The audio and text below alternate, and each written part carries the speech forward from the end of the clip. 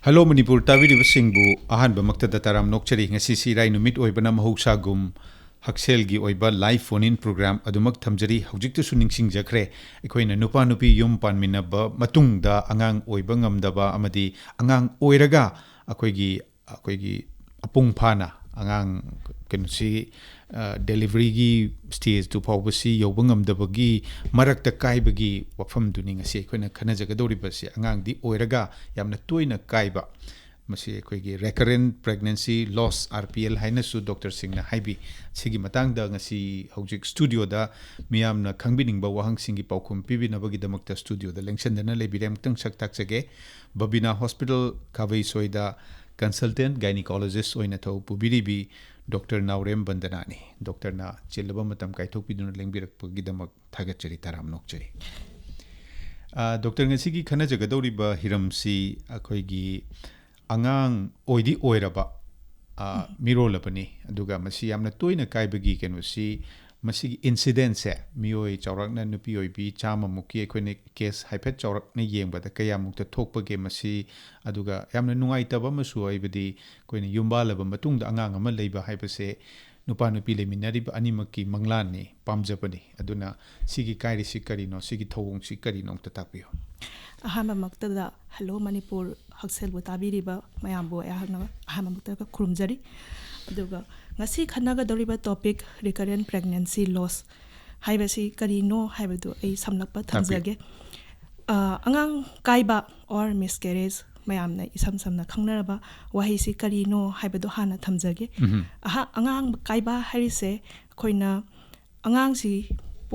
mirolaba matungda khoigi period of viability haibadi hingba ngambagi sakti doctor asi yoba ngamdana haibadi akhoina ngamdaba haibasi akhoina weight oina angangi thamlabada gram chawnga dagi henna taba natragana thasingda hairagana thamanga ko sam khoigi baitelonda haijarabada ko aduga khoigi gaini gi oiba khoigi term da hairagana 20 weeks thasingda kanoda hapta da oina pabani na khoina 20 weeks se yodringai da miron base kaigiba mangiba haitare ko asibo khoina khoina hainabada thatara naupuba haibasi thatara du mapung phaba ngamdringai da marakta kai hidori ne mapung phaba ngamdana kaigiba asibo khoina miscarriage or angang kaigiba natrana abortion haina khangnai aduga mayamna khoina abortion hairaga khoina hojik ta khangnari base angang si pamdana thugaiba asibu khangnai adubo khoigi londadi abortion haibasiga miscarriage haisiga almost manana term silongnai ahoy aduga swaisida is the doctor masigi si doctor na su hojik panbire khoigi angang si aina di angang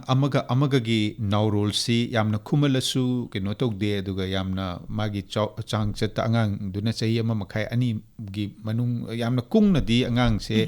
madu angang de su healthy oide mama oibi gi health su madu gi du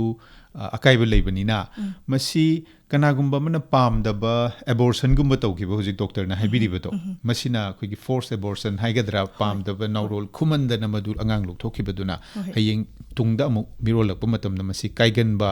sina abortion tawkibagi oire aduga angang suklaimak leijadriba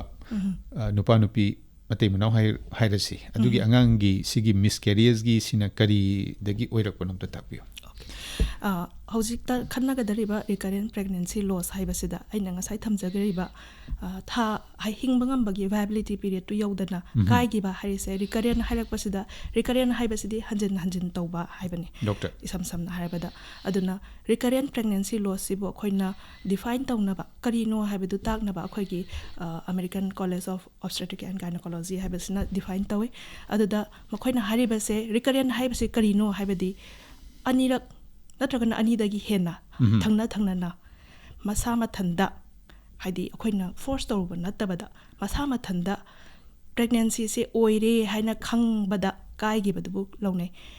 pregnancy oire haibadi clinical pregnancy habine akoina clinical pregnancy haibasi kamaina khangge habada akoina urine test tawba matamda akoigi miron bahisi kamaina oirage natraga oidrige habadu akoina urine test tawraga khangnai adubu kanaguma kharadadi masina pregnancy sibu urine test दी positive ती लाबा ahoy अदुगा मागी ultrasound नत्रगना अखोइना histological हाइबदी अंगांग से काय कैगुम्बा काय गरगदी मागी काय गरीबा सरुक्तु येंगबदा ए मसी मिरो लंबा ओइरे हाबदु खंगागदी असिगुमा क्लिनिकल प्रेगनेंसी लेरगदी असिगुमा से अनिरक नत्रगना अनिरक तई हेना कायरगदी असिगु अखोइना रिकरेंट प्रेगनेंसी लॉस हैना खंगनै hoy मरकता फोन अमा लाको माले डॉक्टर हेलो हेलो सर आई फोन तौजरे से कशंपाटगी संथाम इबोयमा इबोयमा ताकपियो से अखोई हजिकी अंगांग काइगनबा अखोई कनो से मिरोन बि निपिसिंग से मसी करम मसागी रिस्क फैक्टर मसागी कइबा लाइना लाइरगती मसी काइगनबगी चांगे वांगे अदुगा अखोई वाकिंग वुमेन सिंग से मखोई चक्तब सोंगदबा यादबनिना कोई छुट्टी लौब खोटपसु यादब मैम माई माई सिंपमदुगी मतुंग इन हाइजैबा सिम वाकिंग वुमेन सिंगसिना अखोई प्रेग्नेंट होय कांदा अखोई गाई मसागुम्बा थौजनबा खोचनबा आदि मणिपुर योगी लेबल लंबी थोंग फटबा सिगुम्बा नसु अंगांग काइबा याबगी अखोई एक्सपेक्टर मा ओइब्रा दुगा अनि सुबदा अखोई याम काइगलिसे मसी अखोई लेट लेरेस हाइतारेने सही थेंगना युम पानबसिंग से मसी सु तोगनब्रा सिमदा खंजनिंग सा funny funny फजबज वफम Singh doctor पुखतपेरी नुपी Masad करी करी कुमा रिस्क फैक्टर लेरकांदा मसी काइगन बगी केनो से थोंग से थोके सिना आहान बोइन हंबिरपनी हा थमजगे असिगी ngसाई आइना हाइजग्रीबा रिकरेंट प्रेगनेंसी लॉस हाइसे अखोइना अनिरक्तगी हेनबा हारगदी मसिगी चांगसे चादा मंगा को अदुगा अनि अहुमलक्तगी हेलक्तारगदी चादा अमा सुमाइना कमन ओइ हाइना थमजनिंगे अदुगा ngसाई कमाइना ममा ओइबी सिंगसे वर्किंग वुमेन ओइबा सिंगसिना हादि याम युमदा लैरगा पोथारगा लैबसना कानागद्रा लंबी थोंग फत्तबा मैम असिसु थमजगे अयामबना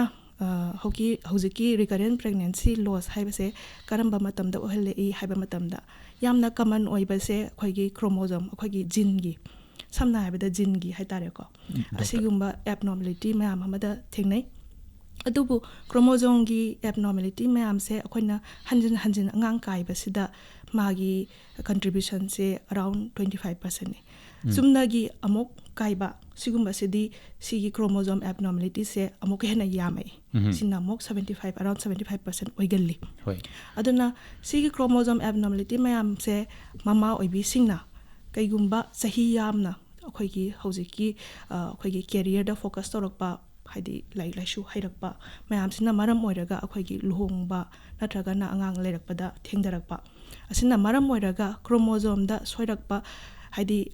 अहन ओइरकपा मतमदा यिरुमसे अखोइगी यिरुमसी फॉर्म तौरगा पतुंगदा अंगांग से ओइरकदोरिबने अदुना अंगांग ओइरकनाबा मचाक ओइरिबा यिरुमसिना कईगुम्बा ममासिना सही यामा अगदी क्रोमोसोम दा सोइबा खोपा से असुम चांग वांखलाई अदुना ममा सिना कईगुम्बा सही यामगदी सिगी रिकरेंट प्रेगनेंसी लॉस से असिगी चांगसु खरा अदुम नॉर्मल ओइबा मी मखैदगी सही खरा सही यामबा हाइसे अखोइना सही 35 हाइना लोंनै सही 35 दगी हेलगदी सिगी चांगसे अदुम खरा वांखलाई अदुगा ममा ओइबी खक्तगी सु नते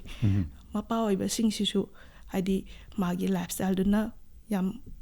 फबा ओइद्रबा कईगुम्बा एडिक्शन की प्रॉब्लम लैरबा नत्रगना मागी लाइफस्टाइल दुदा याम का हेन्ना करियानी हेलो हेल्दी ओइद्रगदी अदुम मसुय ताकपियो हेलो ताजरे ताकपियो आई बाई पॉल फोजिंग तिरिंग दगी हवोइबा मी बोतोबा आइना करिगुम वाफम तंग हंजगे को एक्सपर्ट को होय हाइबियो मिरो लेबो मतुंग मिरोन दुनै आदि थबन काय हेना सुमंदगी मर्सीना अंगांजी काय बगी मर्सी चांस लेबदा मर्सी अंगांजी मिरोन दी अदुदा का हाइदब तिंदा मर्सीगी ओर पयाबगी खुदमला लेबदा मर्सीगी मतांगा सिदा अमतन तांगपिलो मोबाई एक्सपर्ट गी फनी डॉक्टर देगी तापिसे कोई थबक का हेना सुब नोंबा देंग साई कैसामपाट की बोय हमने सुहंगबिरकपा नुपी ओइबी सिंगसिना वर्किंग वुमेन ओइबी सिंगसिना युम बुसु पुननबा ऑफिस सुकाननबा नोंबगी चेंदबा यादबा मयाम सि तौना का हेना तापियो डॉक्टर मसिदा इना थमजनिंग बसे मिरोलबा मतुंगदा अखोइना का हेनबा यामना Baba ko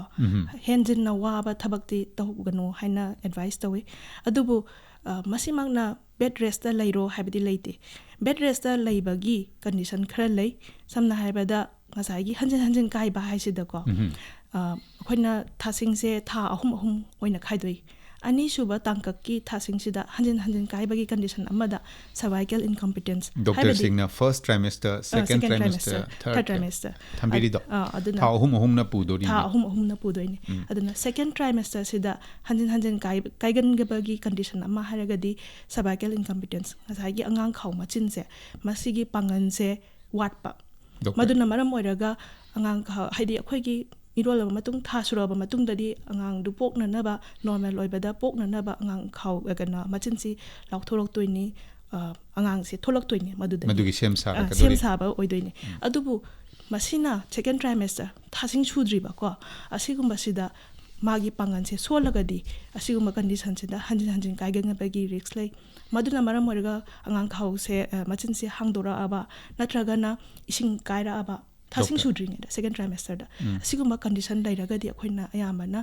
bed rest tawraga conserve tawba ngambra magi pregnancy se kanba ngambra haina yengba yai aduna tragadi pregnancy omatamda bed rest makti advice tawdi no magi oiba movement kharadi tawbam lengor pa kharadi dum dakar leba tawbam dakar hello good morning sir good morning takpiu sorry bisorjit marang mele kai dini sir takpiu bisorjit sir ahan bada ngasi khaliba topic si mari leinana aina hangjaningi si sir aikogi mama ngai dadi sigumba si kya thomde do hatsi matam si yamna problem amu oi si chama thappa tindak si dei makha ponbra sir aduga loina kariguma magi paripuri da history da sudum masi je dum hairiba je haji dum generation si da tawpa yawe kan salebra tawdi tawribra ti matang sekra padana takpira master hoi pani dr hujik bisorjin hangbira isi takpio magi ngasagi paripuri dagi lakpra haisida ngasagi ne panjagriba chromosomal abnormality masi sida khoina number da khenna ba khara chromosome sida ko gene puba chromosome sida number da khenna ba khara number da khenna ba sida ayamana amo kumba thokpa angang kai bagi adugumda tawgali hanjin kai badadi ayamana structure da khenna ba haiba sida type khara le khona translocation ga haida ko asigumba condition sidadi mama natragan mapa sina kaigumba career oitaragadi angang se soirakpada hadi magi oirakadoriba angang se sikaigan bagi risks adum wangai aduna sigi condition sidi hanagi magi paripuri dagi adum khara soirakpadagi adum chatharakpa oibana adum paripuri dagi samdarakpa haina chingani aduga ngasagi chap haidi haujikna kamaina hengala ino haibasida akhoi environmental factors kharasu adum akhoi define tawi yam ka henna contribute tawdragasu chaba thakpada change torokpa henna stress lerakpa masiguma condition sina ngasai chromosome abnormality myam se lakpagi condition lakpa yai aduna asigumba sidagi masing hengalakpra haina thamjani phone call amta galo khochage hello makha chatjage phone ngai boina doctor aduga masigi si doctor da ngasai yamna toina haibadi anirak ahumlak si angang si oira kaira sum tawba taragati khoigi doctor gi swice days study consult tawdaba yara aroi aduna karamba stage da doctor da masi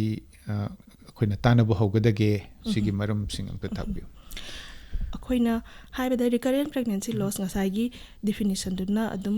taksai kaigino haibadi anirak natragana anirak tagi hentaragadi mabu recurrent pregnancy loss ana chingi masiga loinana amo oiramaga kairak pa haise mi amagi nupi obi amagi natragana family dugi mongondadi anxiety ama stress ama laktori bane kaigino hanjin sumaina oiraktrri se oire haragi harawbagi la ambado matam khara laira mangi doini aduguma mayamdana ani natraga ani dagi helak taragadi akoina investigation tawraga masi kari tawbagi oirino haiba ma thijinba changi harapani adubu sigi se thijinba changi haise ani natraga ani henbadugi ngai badu akoigi condition khara dadi yam anxious oiba couple natraga na sahi si yam aba mama oitaragadi adum magi thidokpada karina oribano khangdokpada akaiba leite haina thamjani phone call hello ming takpiro ming lefam takpiraga doctor de hangbiro sir kanarok tagi ophelia takpiro ꯀꯩꯅꯣꯁꯦ ꯃꯃꯥꯁꯦ ꯑꯉꯥꯡ ꯑꯃꯗꯤ ꯂꯩꯔꯦꯕ ꯑꯉꯥꯡꯗꯤ ꯆꯍꯤ 8ꯃꯨꯛ ꯁꯨꯔꯦ ꯑꯗ ꯃꯈꯥꯗꯤ ꯁꯨꯛꯇꯥ ꯇꯥꯗ꯭ꯔꯦ ꯁꯤ ꯀꯔꯤ ꯃꯈꯥ ꯇꯥꯅꯕꯁꯤ ꯑꯝꯇ ꯇꯥꯛꯄꯤ ꯍꯥꯏꯇꯥꯔꯦ ꯑꯣ ꯑꯍꯥꯟꯕ ꯑꯉꯥꯡ ꯑꯃꯗꯤ ꯂꯩꯔꯦ ꯆꯍꯤ 8 ꯐꯥꯔꯦ ꯃꯈꯥ ꯄꯥꯝꯕꯅꯦꯕ ꯃꯈꯥ ꯇꯥꯅꯤꯡꯕ ꯑꯗꯨ ꯑꯣꯏꯕ ꯌꯥꯗꯕꯒꯤ ꯋꯥꯐꯝꯅꯤ ꯃꯃꯥꯁꯤ ꯆꯍꯤ ꯀꯌꯥ ꯆꯍꯤ ꯑꯃꯇꯪ ꯍꯥꯏꯕꯤꯔꯛꯀꯦꯔꯥ ꯍꯜꯂꯣ ꯐꯣꯟ ꯊꯝꯈ꯭ꯔꯦ ꯗꯣꯛꯇꯔ ꯃꯃꯥꯁꯦ ꯍꯥꯟꯅꯒꯤ ꯑꯉꯥꯡ ꯑꯃ ꯂꯩꯔꯦ ꯑꯗꯨꯒ ꯍꯧꯖꯤꯛꯅ ꯑꯣꯏꯌꯨ ꯌꯥꯗꯕꯅꯦ ꯑꯗꯨꯅ ꯑꯉꯥꯡ ꯑꯃ ꯂꯩꯈ꯭ꯔꯤꯁꯤꯗꯤ ꯃꯥꯒꯤ ꯑꯩꯈꯣꯏꯅ ꯔꯤꯀꯔꯦꯟ ꯄ꯭ꯔꯦꯒꯅꯦꯟꯁꯤ ꯂꯣꯁꯇ ꯍꯥꯏꯔꯒꯗꯤ ꯑꯍꯥꯟꯕ ꯑꯉꯥꯡ ꯀꯔꯤꯝ ꯂꯩꯇꯅ ꯑꯗꯨꯝ ꯍꯟꯖꯤꯟ ꯍꯟꯖꯤꯟ ꯀꯥꯏꯗꯕ ꯑꯣꯏꯇꯥꯔꯒꯗꯤ ꯄ꯭ꯔꯥꯏꯃꯔꯤ ꯑꯣꯏꯅ ꯆꯤꯡꯉꯛꯏ ꯑꯗꯨꯒ ꯑꯉꯥꯡ ꯑꯃ ꯂꯩꯈ꯭ꯔꯒ ꯍꯟꯖꯤꯟ ꯍꯟꯖꯤꯟ ꯑꯃꯨꯛ ꯀꯥꯏꯕꯒꯤ ꯀꯟꯗꯤꯁꯟꯁꯤ ꯂꯥꯛꯑꯒꯅ ꯁꯦꯀꯦꯟꯗꯔꯤ ꯔꯤꯀꯔꯦꯟ ꯄ꯭ꯔꯦꯒꯅꯦꯟꯁꯤ ꯂꯣꯁ ꯑꯗꯨꯅ ꯃꯥꯒꯤꯁꯤꯅ ꯑꯃꯨꯛ ꯑꯣꯏꯌꯨ ꯁꯨꯡꯌꯥ ꯌꯥꯔꯛꯇꯕꯅꯤ ꯑꯗꯨꯅ ꯃꯃꯥꯒꯤ ꯆꯍꯤ ꯌꯥꯝ ꯃꯈꯥ ꯄꯣꯜꯂꯤ ꯄ꯭ꯂꯁ ꯃꯃꯥ ꯑꯗꯨꯒ ꯃꯥꯒꯤ ꯅꯨꯄꯥ ꯍꯥꯏꯇꯥꯔꯦꯀꯣ ꯃꯄꯥ ꯑꯣꯏꯒꯗꯧꯔꯤꯕꯁꯦ ꯑꯁꯤꯕꯨ ꯍꯦꯟꯅ ꯑꯃꯨꯛꯀ ꯍꯦꯟꯅ ꯊꯤꯖꯤꯟꯕ ꯅꯠꯇ꯭ꯔꯒꯅ ꯃꯣꯏꯒꯤ ꯂꯥꯏꯐ ꯁ꯭ꯇꯥꯏꯜꯁꯤꯗ ꯀꯃꯥꯏꯅ ꯇꯧꯔꯤꯒꯦ ꯅꯠꯇ꯭ꯔꯒꯅ ꯍꯥꯟꯅꯒꯤ ꯄ꯭ꯔꯦꯒꯅꯦꯟꯁꯤ ꯑꯣꯏꯕ ꯀꯟꯗꯤꯁꯟꯗꯨꯗ ꯃꯥꯏ ꯊꯥꯏꯔꯣꯏꯗ ꯂꯩꯈꯤꯕ꯭ꯔꯥ ꯅꯠꯇ꯭ꯔꯒꯅ ꯗꯥꯏꯕꯤꯇꯤꯁ ꯂꯩꯈꯤꯕ꯭ꯔꯥ ꯃꯗꯨꯅ ꯃꯔꯝ ꯑꯣꯏꯔꯒ ꯃꯤꯔꯣꯜꯂꯕ ꯃꯇꯨꯡꯗ ꯅꯣꯔꯃꯦꯜ ꯑꯣꯏꯕ ꯀꯟꯗꯤꯁꯟꯁꯤꯗ ꯃꯥꯒꯤ ꯊꯥꯏꯔꯣꯏꯗ ꯑꯃꯁꯨꯡ ꯗꯥꯏꯕꯤꯇꯤꯁ ꯂꯩꯔꯤꯕꯗꯣ ꯍꯧꯖꯤꯛꯁꯨ ꯑꯗꯨꯝ ꯂꯩꯔꯤꯕ꯭ꯔꯥ ꯍꯥꯏꯕ ꯑꯃ ꯊꯤꯗꯣꯛꯄ ꯑꯃ ꯆꯪꯉꯤ ꯀꯔꯤꯒꯤꯅꯣ ꯑꯣꯏꯗ꯭ꯔꯤꯕꯁꯦ ꯍꯥꯏꯕ ꯑꯗꯨꯒ ꯑꯉꯥꯡ ꯁꯦꯝꯅꯅꯕꯒꯤ ꯄꯔꯤꯡ ꯍꯥꯏꯒꯗ꯭ꯔꯥ ꯔꯤꯄ꯭ꯔꯗꯛꯇꯤꯞ ꯁꯤꯁꯇꯦꯝꯗꯨꯃꯗꯤ ꯑꯉꯥꯡ ꯑꯃ ꯂꯩꯈ꯭ꯔꯕꯅꯤ나 ꯃꯥꯒꯤꯗꯤ ꯃꯊꯧꯗꯤ ꯑꯗꯨꯝ ꯇꯧꯔꯦꯅ ꯂꯧꯕ ꯌꯥꯕ꯭ꯔꯥ ꯃꯊꯧ ꯇꯧꯔꯤ ꯍꯥꯏꯕꯗꯨꯃꯛꯇꯤ ꯍꯥꯏꯕ ꯌꯥꯔꯣꯏ ꯀꯩꯒꯤꯅꯣ ꯍꯥꯏ ꯇꯥꯔꯒꯗꯤ ꯀꯩꯒꯨꯝꯕ ꯏꯟꯐꯦꯛꯁꯟ ꯑꯃ ꯃꯥꯏ ꯆꯍꯤ 8 ꯍꯥꯏꯁꯤ ꯌꯥꯝ ꯒꯦꯞ ꯌꯥꯝ ꯁꯥꯡꯉꯦ ꯃꯔꯛꯁꯤꯗ ꯏꯟꯐꯦꯛꯁꯟ ꯑꯃ クロニック ꯏꯟꯐꯦꯛꯁꯟ ꯑꯃ ꯃꯃꯥꯗꯨꯗ ꯂꯩꯔꯝꯕ ꯇꯥꯔꯒꯗꯤ ꯃꯥꯒꯤ ꯀꯟꯗꯤꯁꯟꯗꯨꯅ ꯃꯔꯝ ꯑꯣꯏꯔꯒ ꯇ꯭ꯌꯨꯕꯇꯅꯤ ꯈꯪꯗꯦ ꯑꯣꯚꯔꯤꯗꯅꯤ ꯈꯪꯗꯦ ꯀꯣ ꯃꯥꯒꯤ ꯀꯩꯅꯣꯗ ꯌꯦꯔꯨꯝ ꯊꯣꯛꯐꯝꯁꯤꯗ ꯑꯣꯏꯕ ꯉꯝꯗꯕꯒꯤ ꯃꯔꯝ ꯑꯃ ꯂꯩꯔꯝꯕ ꯌꯥꯏ ꯑꯗꯨꯝ ꯊꯤꯗꯣꯛꯄ ꯑꯃ ꯆꯪꯉꯤ ꯍꯥꯏꯅ ꯊꯝꯖꯅꯤꯡꯉꯤ ꯑꯍꯣꯏ ꯐꯣꯟ ꯀꯣꯜ ꯑꯝꯇꯒ ꯂꯧꯈꯠꯆꯒꯦ ꯍꯜꯂꯣ ꯁꯣꯝꯒꯤ ꯃꯤꯡ ꯂꯩꯐꯝ ꯇꯥꯛꯄꯤꯔꯒ ꯋꯥꯍꯪ ꯍꯪꯕꯤꯌꯨ Good morning, sir. Good morning. I Ranjit Kumar Tomra Technic, sir. Takpiro Ranjit. I know Lincoln Mirva Madam Bagi Company, Simamanga, the location, physical activities, Yamatome. Mama Duna Angang Pokanda, I quit Yam and normally Pokan on me. Machine quite comes when a Kanjapa. To me? Quite walking woman when a Posuba, I say, you may come on to me. ꯑꯗꯨ ꯃꯈꯣꯏ ꯍꯧꯖꯤꯛꯀꯤ ꯃꯇꯝꯁꯤꯒꯤ ꯃꯄꯣꯛ ꯊꯨꯀꯥꯏ ꯀꯥꯏꯗꯕꯁꯤꯒ ꯃꯇꯝꯗꯨꯒꯤ ꯅꯨꯄꯤꯁꯤꯡꯒꯤ ꯁꯛꯇꯝ ꯑꯩꯈꯣꯏꯒꯤ muscle ꯂꯩꯔꯨꯕ ꯃꯁꯜ ꯉꯥꯛꯇ ꯉꯥꯏꯕꯁꯤꯒ ꯑꯅꯤꯁꯤꯒꯤ ꯈꯦꯠꯅꯕꯁꯤꯅ ꯃꯔꯝ ꯑꯣꯏꯔꯒ ꯑꯩꯈꯣꯏꯒꯤ ꯁꯤꯒꯨꯝꯕ ꯁꯤ ꯊꯣꯛꯂꯛꯄ꯭ꯔꯥ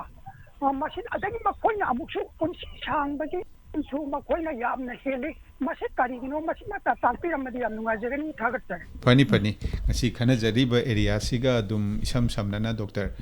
ꯍꯥꯏꯔꯤꯕ ꯀꯩꯅꯣꯁꯤꯡꯁꯦ ꯃꯃꯥꯡꯉꯩꯗꯗꯤ ꯑꯍꯜ ꯂꯃꯟꯁꯤꯡꯅ ꯌꯥꯝꯅ ꯀꯟꯅ ꯊꯕꯛ ꯁꯨꯔꯤꯉꯩ ꯃꯇꯝꯗꯗꯤ ꯁꯤꯒꯨꯝꯕꯁꯤ ꯇꯥꯔꯝꯗꯦ ꯍꯧꯖꯤꯛꯁꯤꯅ ꯇꯥꯔꯛꯄꯗꯧ ꯇꯧꯏ ꯍꯥꯏꯕꯤꯔꯤꯁꯤꯒꯤ ꯃꯇꯥꯡꯗ ꯗꯣꯛꯇꯔꯒꯤ ꯑꯣꯏꯕ ꯃꯣꯠ ꯄꯤꯕꯤꯌꯨ ꯊꯝꯖꯒꯦ ꯍꯥꯟꯅꯗꯤ ꯑꯍꯟ ꯃꯈꯩꯁꯦ ꯌꯨꯝꯒꯤ ꯀꯨꯞꯅꯣꯝ ꯁꯨꯕ ꯊꯕꯛ ꯏꯪꯈꯥꯡ ꯀꯟꯅ ꯁꯨꯕ ꯃꯌꯥꯝ ꯑꯃ ꯇꯧꯅꯔꯝꯃꯦ ꯍꯧꯖꯤꯛꯇꯤ ꯑꯩꯅ ꯉꯁꯥꯏ ꯊꯝꯖꯈꯤꯕ ꯂꯥꯏꯐ ꯁ꯭ꯇꯥꯏꯜ ꯆꯦꯟꯖ ꯗꯦꯟ ꯑꯩꯈꯣꯏꯒꯤ ꯏꯖꯨꯀꯦꯁꯟ ꯂꯦꯚꯦꯜ ꯍꯦꯟꯒꯠꯂꯛꯄ ꯑꯗꯒꯤ ꯃꯥꯒꯤ ꯀꯦꯔꯤꯌꯔꯗ ꯐꯣꯀꯁ ꯇꯧꯔꯛꯄ ꯃꯌꯥꯝꯁꯤꯒ ꯃꯔꯤ ꯂꯩꯅꯅ ꯂꯥꯏꯐ ꯁ꯭ꯇꯥꯏꯜ ꯆꯦꯟꯖ ꯇꯧꯕꯁꯤꯅ ꯃꯔꯝ ꯑꯣꯏꯔꯒ ꯍꯦꯟꯅ ꯀꯥ ꯍꯦꯟꯅ ꯅꯣꯏ ꯆꯥꯎꯕ ꯅꯠꯇ꯭ꯔꯒꯅ ꯃꯥꯒꯤ ꯕꯣꯗꯤ ꯏꯃꯦꯖꯇꯨꯒꯤ ꯀꯟꯁꯔꯟ ꯌꯥꯝ ꯑꯣꯏꯔꯒ ꯌꯥꯝ ꯍꯦꯟꯅ ꯑꯟꯗꯔꯋꯦꯠꯇ ꯑꯣꯏꯅ ꯊꯝꯕ ꯑꯁꯤꯒꯨꯝꯕ ꯀꯟꯗꯤꯁꯟꯁꯤꯅ ꯃꯃꯥ ꯑꯣꯏꯔꯛꯄꯗ ꯑꯉꯥꯡꯗ ꯁꯣꯔꯛꯄꯅꯤ ꯈꯪꯗꯦ ꯅꯠꯇ꯭ꯔꯒꯅ ꯁꯤꯒꯨꯝꯕ ꯀꯟꯗꯤꯁꯟꯁꯤꯗ ꯔꯤꯀꯔꯦꯟ ꯍꯥꯏꯗꯤ ꯅꯣꯏ ꯆꯥꯎꯕꯁꯤꯅ ꯃꯔꯝ ꯑꯣꯏꯔꯒ ꯗꯥꯏꯕꯤꯇꯤꯁ ꯂꯩꯕꯅꯤ ꯈꯪꯗꯦ ꯅꯠꯇ꯭ꯔꯒꯅ ꯊꯥꯏꯔꯣꯏꯗꯀꯤ ꯄ꯭ꯔꯣꯕ꯭ꯂꯦꯝ ꯂꯥꯛꯄꯅꯤ ꯈꯪꯗꯦ ꯁꯤꯒꯨꯝꯕ ꯀꯟꯗꯤꯁꯟ ꯃꯌꯥꯝ ꯂꯥꯛꯄꯁꯤꯅ ꯍꯟꯖꯤꯟ ꯍꯟꯖꯤꯟ ꯀꯥꯏꯕꯒꯤ ꯐꯦꯛꯇꯔ ꯑꯃ ꯑꯣꯏ ꯑꯗꯨꯅ ꯃꯁꯤꯒꯨꯝꯕꯁꯦ ꯂꯥꯏꯐ ꯁ꯭ꯇꯥꯏꯜ ꯆꯦꯟꯖ ꯇꯧꯔꯛꯄ ꯄ꯭ꯂꯁ ꯃꯥꯒꯤ ꯍꯦꯕꯤꯠꯁ ꯍꯥꯏꯇꯥꯔꯦꯀꯣ ꯁꯤ ꯃꯌꯥꯝ ꯆꯦꯟꯖ ꯇꯧꯔꯛꯄꯁꯤꯅ ꯃꯔꯝ ꯑꯣꯏꯔꯒ ꯍꯧꯖꯤꯛꯅ ꯍꯦꯟꯅ ꯈꯔ ꯀꯃꯟ ꯑꯣꯏꯔꯛꯑꯕ꯭ꯔꯥ ꯍꯥꯏꯅ ꯊꯝꯖꯅꯤꯡꯉꯤ ꯍꯣꯏ ꯐꯣꯟ ꯀꯣꯜ ꯑꯝꯇꯒ ꯑꯃꯨꯛ ꯂꯧꯈꯠꯆꯒꯦ ꯗꯣꯛꯇꯔ ꯍꯜꯂꯣ ꯁꯥꯔ ꯑꯩ ꯏꯕꯣꯏ ꯑꯃ ꯀꯣꯏꯁꯟ ꯑꯝꯇ ꯁꯤꯊꯍꯧꯔꯦ ꯁꯥꯔ ꯑꯩꯈꯣꯏꯒꯤ ꯑꯉꯥꯡ ꯑꯣꯏꯕ ꯉꯝꯗꯕꯁꯦ ꯑꯩꯈꯣꯏꯅ ꯁꯨꯝ ꯅꯨꯄꯤ ꯑꯃꯅꯤꯗꯒꯤ ꯁꯨꯝ ꯊꯦꯡꯅꯖꯕꯗ ꯑꯩꯈꯣꯏꯒꯤ ꯄ꯭ꯔꯦꯒꯅꯦꯟ ꯑꯣꯏꯔꯤꯉꯩ ꯀꯩꯅꯣ ꯃꯅꯨꯡꯁꯤꯗ ꯑꯩꯈꯣꯏꯒꯤ ꯆꯥꯔꯤꯕ ꯃꯥꯒꯤ ꯑꯇꯣꯞꯄ ꯂꯩꯅꯥꯒꯤ ꯍꯤꯗꯥꯛꯁꯤ ꯑꯣꯚꯔ ꯗ ꯀꯥꯎꯟꯇꯔꯗꯒꯤ ꯍꯤꯗꯥꯛꯁꯤ ꯑꯣꯔ ꯑꯇꯣꯞꯄ ꯍꯤꯗꯥꯛꯁꯤ ꯌꯦꯡꯍꯧꯗ꯭ꯔꯒꯗꯤ ꯆꯥꯔꯤꯕ ꯍꯤꯗꯥꯛꯁꯤꯅꯁꯨ ꯑꯉꯥꯡ ꯀꯥꯏꯕꯒꯤ ꯃꯔꯝ ꯑꯃ ꯌꯥꯝ ꯊꯤꯅ ꯑꯣꯏ ꯍꯥꯏ ꯑꯗꯨꯒ ꯑꯩꯈꯣꯏ ꯅꯨꯄꯤ ꯍꯧꯖꯤꯛ ꯈꯔꯗꯤ alcohol takpagi sangsi ang wangi hajariba summa hidak mana ko masina base sina su factor am oibra simta gai question am thap so ga fani chari ba thai ba chinjak chingchi dei sida fataba chinjak charagadi takpiyo hoi ngasai aina thamjagi environmental factors or lifestyle change or habit akhoi gi chakholapagi matung inna exposure helakpa kai masna akhoi na miron bagi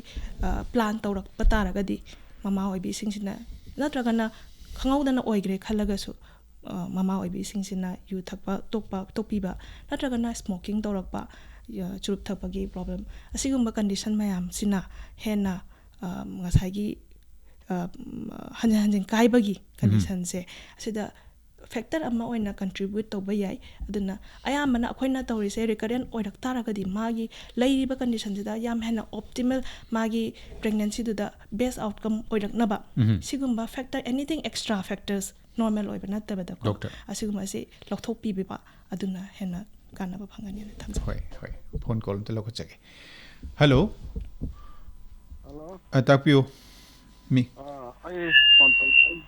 umal saya film pan lagi tom sital ji tapio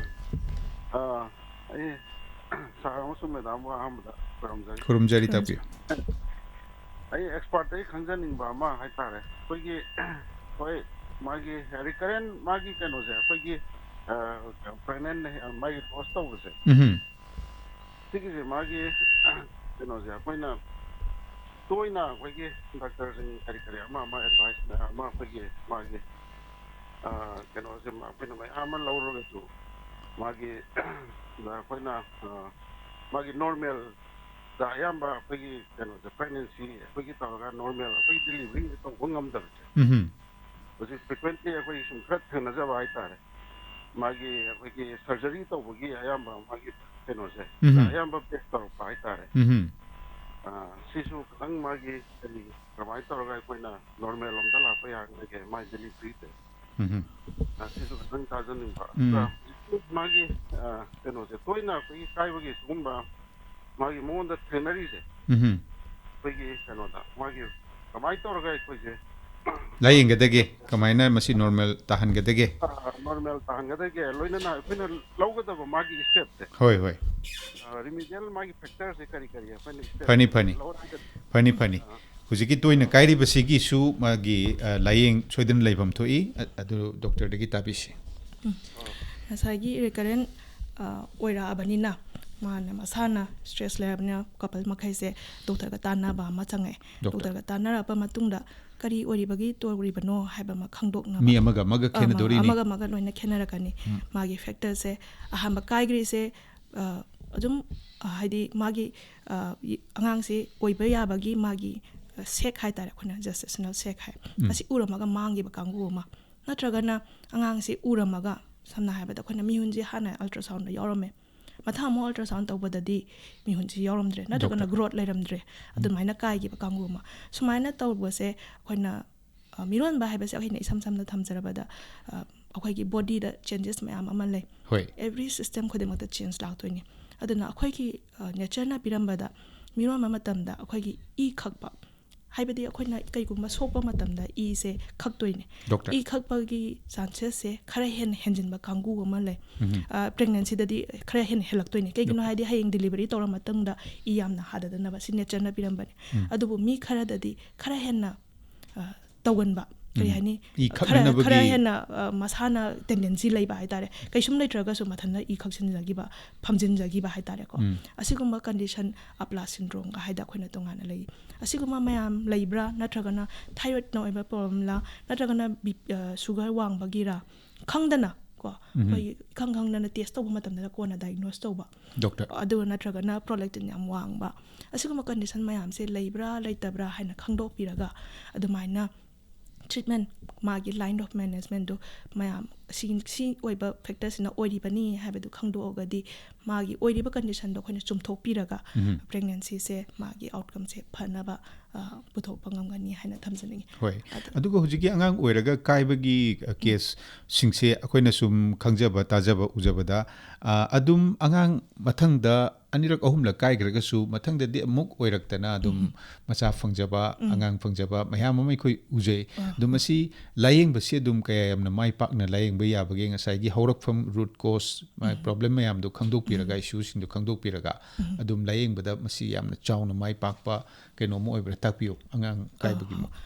ꯍꯟꯖꯤꯟ ꯍꯟꯖꯤꯟ ꯀꯥꯏꯔꯒꯁꯨ ꯃꯥꯒꯤ specific ꯀꯣꯁ ꯑꯃ ꯂꯩ ꯇꯥꯔꯒꯗꯤ ꯃꯥꯒꯤ ꯊꯤꯗꯣꯛꯑꯒ ꯀꯣꯁꯇꯨꯕꯨ ꯑꯩꯈꯣꯏꯅ treatment ꯇꯧꯔꯒꯗꯤ ꯃꯊꯪ ꯑꯃꯨꯛꯇ ꯑꯩꯈꯣꯏꯅ ꯄ꯭ꯔꯤꯀꯣꯁꯟ ꯂꯧꯖꯍꯧꯔꯒ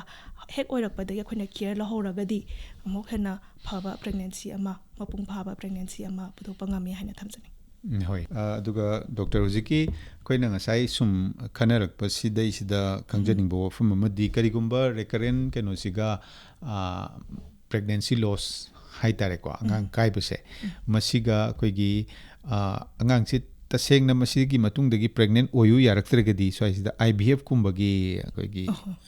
ꯁꯤꯒꯨꯝꯕꯒꯤ ꯃꯔꯤ ꯂꯩꯅꯕ ꯑꯝꯇ ꯊꯝꯖꯅꯤꯡꯏ ꯑꯁꯤꯒꯨꯝꯕ ꯔꯦꯀꯔꯦꯟ ꯄ꯭ꯔꯦꯒꯅꯦꯟꯁꯤ ꯂꯣꯁ ꯑꯩꯅ ꯉꯁꯥꯏ ꯀ꯭ꯔꯣꯃꯣꯖꯣꯝ ꯑꯦꯕꯅꯣꯔꯃꯦꯂꯤꯇꯤꯁ ꯃꯌꯥꯝ ꯑꯃ ꯂꯩ ꯍꯥꯏꯁꯦ ꯇ꯭ꯔꯥꯟꯁꯂꯣꯀꯦꯁꯟ ꯍꯥꯏꯕ ꯑꯦꯕꯅꯣꯔꯃꯦꯂꯤꯇꯤ ꯑꯃ ꯂꯩ ꯁꯤꯗ ꯑꯩꯈꯣꯏꯅ ꯀꯥꯏꯈ꯭ꯔꯤꯕ ꯄꯣꯠꯁꯦ ꯑꯩꯈꯣꯏꯅ ꯇꯦꯁ ꯇꯧꯍꯧꯕ ꯑꯣꯏꯔꯒꯗꯤ ꯌꯥꯝ ꯍꯦꯟꯅ ꯃꯃꯥ ꯃꯄꯥ ꯑꯣꯏꯕ ꯀꯄꯜ ꯑꯣꯏꯔꯤꯕꯗꯨꯗ ꯑꯩꯈꯣꯏꯅ ꯀꯥꯎꯟꯁꯤꯂꯤꯡ ꯇꯧꯕ ꯅꯠꯇ꯭ꯔꯒꯅ ꯃꯥꯒꯤ ꯂꯥꯏꯟ ꯑꯣꯐ ꯃꯦꯅꯦꯖꯃꯦꯟꯗꯨꯗ ꯈꯔ ꯐꯅ ꯆꯠꯂꯤ ꯀꯩꯒꯤꯅꯣ ꯍꯥꯏꯔꯒꯗꯤ ꯈꯪꯍꯧ ꯇꯥꯔꯗꯤ ꯁꯤꯗ ꯁꯣꯏꯕꯅꯤ ꯅꯠꯇ꯭ꯔꯒꯅ ꯇ꯭ꯔꯥꯟꯁꯂꯣꯀꯦꯁꯟ ꯑꯣꯏꯕ ꯑꯃ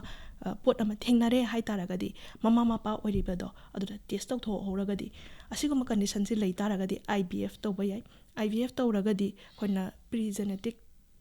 ꯄ꯭ꯔꯤ ꯏꯝꯄ꯭ꯂꯥꯟꯇꯦꯁꯟ ꯖꯦꯅꯦꯇꯤꯛ ꯇꯦꯁꯇꯤꯡ ꯍꯥꯏꯅ ꯑꯃ ꯂꯩ ꯑꯗꯨ ꯑꯣꯏꯔꯒꯗꯤ मागी अगांगसिना IVF तौबा हाइसिदि अखोइना येरुम और अदगी मपा ओइबगी सरुकसे मपानदा पुथोगा अखोइना नेचर दा तहल्लिबदो मपानदा तहनबा युवान माई एनवायरनमेंट पिबिरगा अदुना सीदा टेस्ट तहौरगदि सीदा मागी ओइरेइबा अगांग सेमाइबा अगांग से मासे नॉर्मल ओइ नत्रगना असोइबा लई हाइरगदि नॉर्मल ओइबा अगांग दु खतंग मंगोना ट्रांसफर तौबिरगा ममादो ट्रांसफर तौबिरगदि हेना आउटकम फरकपगी चांसेस लई हाइना थमजनी होय अदुना मसी अखोइगी रेकरेंट प्रेगनेंसी लॉस अगांग ओइरगा तोइना काइबसी लेरगसु मसीगी लायेंग पथापसिंग मयाम अमा लेखरे डॉक्टर नसु यामना मेरिक चुमना ताकपिरे याम नुंगाइजै अगांग ओइरगा तोइना अखोइगी काइबगी वाफम सिगी मतंगदा बबिना हॉस्पिटल खाबैसोइगी कंसल्टेंट गायनिकोलॉजिस्ट ओइना थौ पुबिरिबी डॉक्टर नाउरेम वंदना लेंबिरक्तना वाफम कया ताकपिखिबा डॉक्टर बु थागतचरी